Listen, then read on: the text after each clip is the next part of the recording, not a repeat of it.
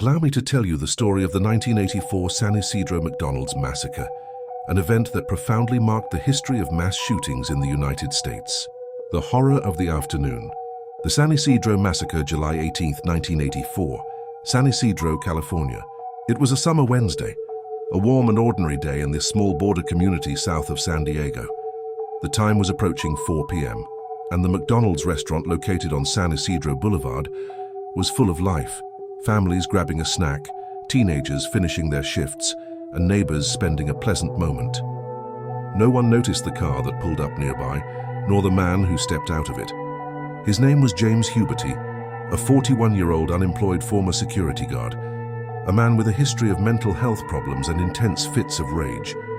That day, upon leaving home, he had told his wife a chilling phrase: "I'm going hunting humans." The eruption of chaos. At 3:56 p.m., normalcy was shattered. Huberty walked through the main door of the McDonald's, heavily armed with 3 firearms, a 9mm Uzi carbine, a shotgun, and a Browning high-power pistol. Without saying a word, he began shooting. The sound of the Uzi gunfire, designed for military combat, echoed throughout the small location, turning the background music into a deafening noise of destruction. Huberty moved with an icy calm through the restaurant, which held approximately 45 people, including employees and customers. He demanded that people lie on the floor and proceeded to walk around, shooting at point-blank range. In the first few minutes, the attack was brutal and extremely fast.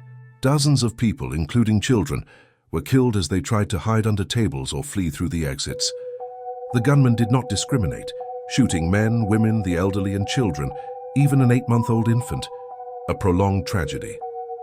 San Diego police arrived quickly at the scene, but what they found was not a hostage situation, but a war zone. The restaurant, with its wide glass windows, had become a death trap and a shooting range for Huberty. Panic gripped the area. The bodies of the victims lay scattered, while survivors and the wounded tried to find refuge. Some hid in a utility closet in the basement. Others played dead under overturned tables. The massacre did not end quickly. It lasted 77 agonizing minutes. For over an hour, the police had to surround the building without being able to act directly. Huberty's intermittent gunfire made any attempt to storm the building difficult.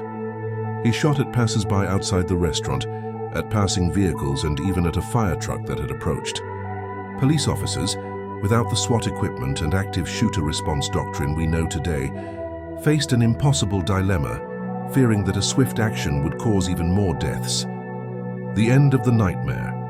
As the situation dragged on, police snipers were finally able to take positions on the roof of a nearby post office. At 5:17 p.m., the chaos ended. A sniper, Officer Chuck Foster, seized a window of opportunity when Huberty approached one of the front windows.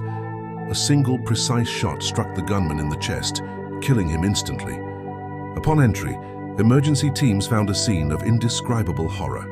When the final count was made, 21 people had died, with ages ranging from 8 months to 74 years old, and 19 more people were wounded. At that time, the San Ysidro McDonald's massacre was the deadliest mass shooting perpetrated by a single gunman in U.S. history. Today, the site of the former McDonald's no longer exists. It was demolished and now houses a higher education center, with a silent and solemn monument of 21 hexagonal pillars that remember each of the lives lost on that tragic day. The San Ysidro massacre became a turning point, forever changing how U.S. law enforcement agencies would confront active shooters in public venues.